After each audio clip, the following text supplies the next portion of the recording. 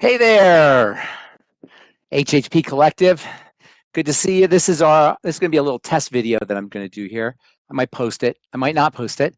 But I want to talk about the nutritional aspects of skin health. I've talked about this for many, many years.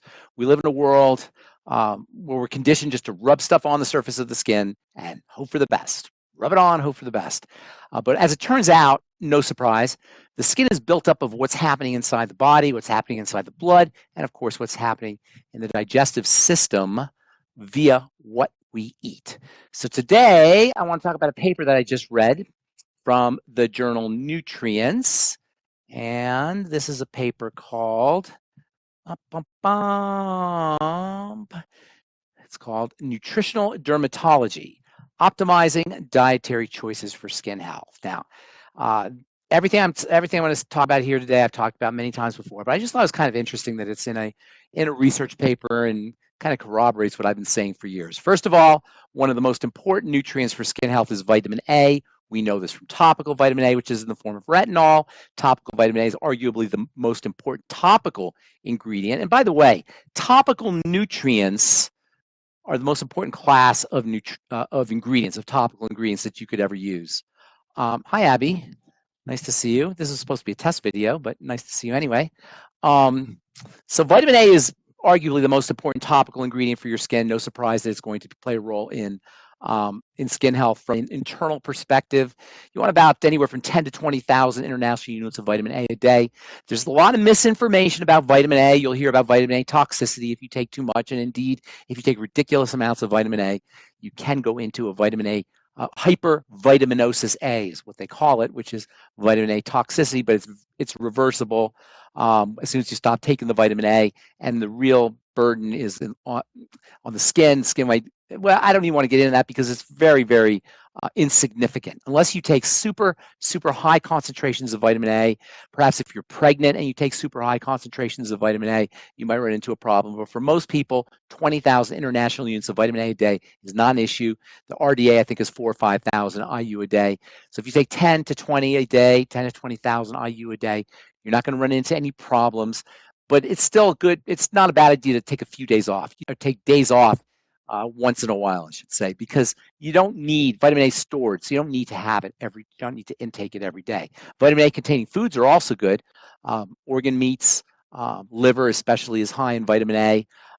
Beta carotene, which is the plant version of vitamin A, is not vitamin A. It has to be converted into vitamin A. So if you're a vegetarian and you're trying to get your vitamin A from beta carotene, it's not a great way to do it because your body has to convert that beta carotene into vitamin A, and that requires a perfect biochemical health, especially at the level of the thyroid, and that doesn't, most people aren't perfectly biochemically healthy. So if you're vegetarian, beta carotene is the way to go, but it's still not going to be as good as straight pure vitamin A. Vitamin C, another arguably another, I don't say the most important, but super important topical nutrient. Fat soluble, of course. Internally, vitamin C can be used in its water soluble form, ascorbic acid. There's some people out there who will tell you that's not really vitamin C. Vitamin C has to have cofactors with it, bioflavonoids, all that's true. Nonetheless, vitamin C is vitamin C. It's the vitamin. It's what cells use to activate the genetics of collagen production. It's what's used to reverse scurvy. Even the name ascorbic acid refers to vitamin C's ability to reverse or prevent scurvy. Good place to be on vitamin C. It's hard to say because it's water soluble. You excrete it out. So maybe 500 to 5,000 milligrams a day, half a gram to 5 grams a day. 5 grams a day is a little much. Linus Pauling famously took 10 grams a day. It's completely non-toxic. There are people that inject super high doses of vitamin C, 50 grams right into their bloodstream. So you don't have to worry about toxicity with vitamin C. Better to take more than take less. If you take too much orally, especially if you take it all at once, you can run into a little bit of bloating or gas or maybe some diarrhea. In fact, we used to use it as an emergency laxative in the pharmacy, super high doses, that is.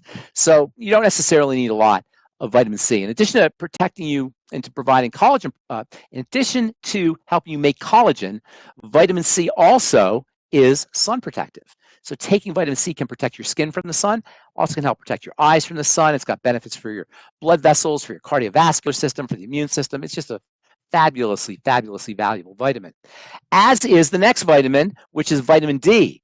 Vitamin D is made in the skin. Most of you guys know this. Vitamin D is a type of cholesterol, actually.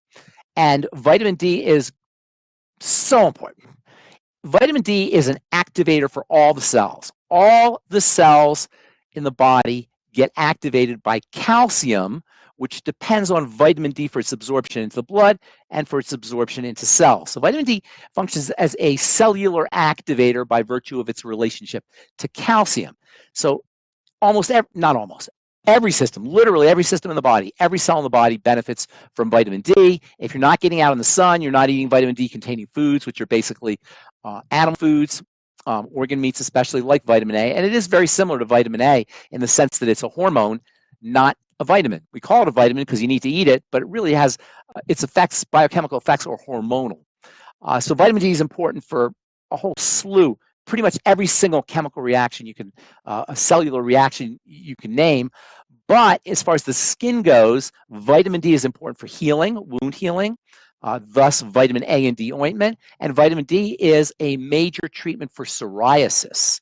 It helps stabilize skin cell growth. By the way, vitamin A can be used to treat psoriasis as well. Vitamin E is a really interesting vitamin because it's not really incorporated into any chemistry, but it is a guardian. It helps protect the membranes of cells, and it's all about the membrane when it comes to cellular health. Cell can only be as healthy as the membrane. Dr. Bruce Lipton is very famous for saying the membrane is the brain of the cell. And in a way it is. It's an information processor. It tells the inside what's happening on the outside, and it's very fatty. That's its main characteristic. It's a fatty membrane. In fact, all membranes are fatty. That's how they partition water, by being a boundary between two phases of water. So all membranes are going to be fatty, and vitamin E is membrane protective. There's 8 different forms of vitamin E. Alpha tocopherol is the main form. There's also beta tocopherol, delta tocopherol, gamma tocopherol, and then the same with tocotrienols, which are a little bit more powerful from an antioxidant perspective. Alpha, beta, delta, and gamma. Most vitamin E containing foods will have a certain amount of all tocopherols and tocotrienols, but vitamin E is very difficult to get from food, enough vitamin E, that is. So for vitamin E, you want maybe 400 international units a day. You can take as much as 1,200 international units a day, although I wouldn't take that much for a long period of time. Interestingly about vitamin E is it will speed the healing of burns. So if you burn yourself, or any kind of skin trauma for that matter, after a peel, or if you wound yourself somehow, cut, scrape, something like that, pop a zit, vitamin E will speed healing up pretty darn dramatically if you take a high dose for maybe 3-4 days, 1,200 international units or so for 3 to 4 days, something like that. It's non-toxic. You don't have to worry about taking too much, but you don't need that much under ordinary circumstances. But when you're healing from a wound, taking a higher amount of vitamin E can really accelerate healing pretty significantly. I used to use it in my practice all the time. I used to use it on myself all the time, actually. Omega fatty acids, omega-3 and omega-6, they're both important. Some people are out there saying you don't need omega-6 because you get them from foods. No, you need them both. In fact, there's more omega-6s in the body and in the skin than there are omega-3s. That being said, omega-3s are very calming and very anti-inflammatory. Omega-6s are pretty easy to find, although through cooking and processing, we destroy the structure. We break down the structure of the molecule, so we don't really get as much omega-6 fatty acids as we think we would be because of how we process our foods. So supplementing is really the best way to make sure you're getting your omega-6s and omega-3s. I like a product called Udo's Blend. There's also I represent a multi-level company called Youngevity, some of you may know, and Youngevity has a wonderful, really nice omega fatty acid product called Ultimate EFAs and also Ultimate EFA Plus. I take about 8 or 9 of those a day. Let's see. Polyphenols are also important. Polyphenols are kind of a generalized term for thousands of different compounds that are found throughout nature.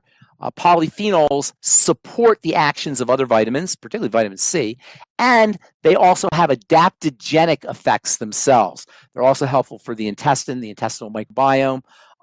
The best way to get your polyphenols is to make sure you're eating your veggies and fruits, but veggies especially.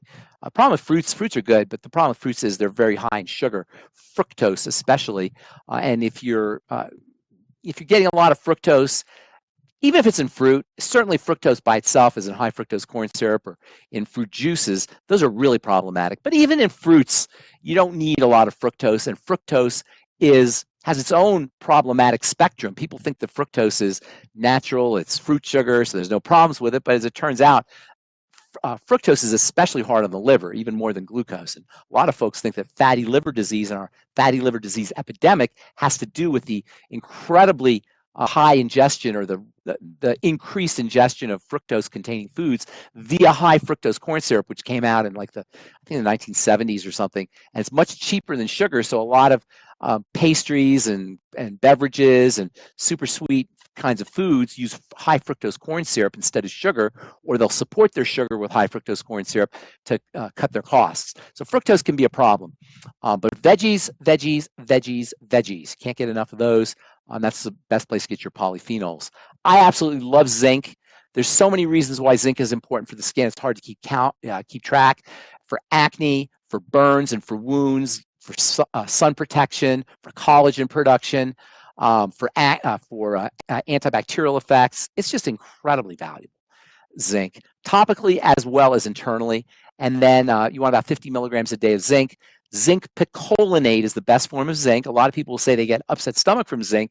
And if that's you, it's probably because you're taking zinc sulfate or zinc gluconate. Don't. They are very hard on the stomach, and a lot of people don't take their zinc because they try zinc gluconate or zinc sulfate, and they got an upset stomach. Along with zinc comes copper. They both kind of go together. If you're taking zinc, you want to make sure you're taking copper. I like a form called copper glycinate, 2 to 3 milligrams a day. Copper is important for melanin production, for collagen production, for wound healing, and it helps balance out zinc. Selenium has really interesting properties. Selsun Blue dandruff shampoo is selenium sulfide. By the way, Head and Shoulders is zinc pyrithione. So zinc and selenium both have interesting roles to play for dandruff. Selenium has been used for folks who have psoriasis. Selenium has antiviral properties. Selenium can be used for folks who get cold sores. Selenium can help strengthen the immune system. And then selenium, well, I was going to say tell you about selenium and psoriasis, but I already talked to you about that. But selenium also has been linked with selenium deficiency has been linked with skin cancer. So that might be another reason why you want to supplement with selenium. Selenium is also involved with the glutathione molecule. Glutathione is the body's most important antioxidant. So selenium can help support the antioxidant and detoxifying properties of glutathione. And then one of the most underappreciated nutrients for anti-aging, for building collagen, not just in the skin, but also in bones, for helping strengthen connective tissue. Very, very underappreciated, and that is silica or silicon. Silicon is the element, and it is just incredibly important for acting as a precipitating agent around which connective tissue forms. For people who have osteoporosis, or people who have thinning skin or wrinkling skin, or also for people who are losing their hair or have thin nails, silica can be absolutely incredible. It's hard to find a good quality silica. Nutritional silica goes by the name orthosilicic acid. You pretty much have to get that at a pharmacy. There's also little homeopathic silica drops, and they're kind of pricey, but they're better than nothing. Of course, silica, you can get that from silicon, or silica, you can get that from fruits and vegetables. That's your best source. Bamboo shoots, by the way, are notoriously high in silica. And I think that's it. This was a kind of little test that I was running to see how it would work. I think it went okay. What do you say, Abby? Did we do all right? Say something in the chat so I know you're listening. And otherwise, that's it. I'm going to post this to YouTube and a few other places, and that's it. I'm going to try and do more of these. Ella, your platform is absolutely amazing, and this is a test, but there's some valuable stuff here for folks who want to spend 15 minutes or so learning about nutrition in the skin. This is the paper. Let me get you the paper one more time. This is the paper that we've been drawing from. It's called Nutrients, Nutritional Dermatology, Optimizing Dietary Choices for Skin Health. Okay, I'm pharmacist Benjamin I. Fuchs from Truth Skin Health, and www.truthtreatments.com. And also, make sure you check out the HHP Collective at hhpcollective.com. My friend Ella put this thing together, and it is an absolutely amazing site for estheticians to gather and for estheticians to communicate with each other. And I'm really excited to be part of it. Thank you so much, Ella. And thank you, everybody.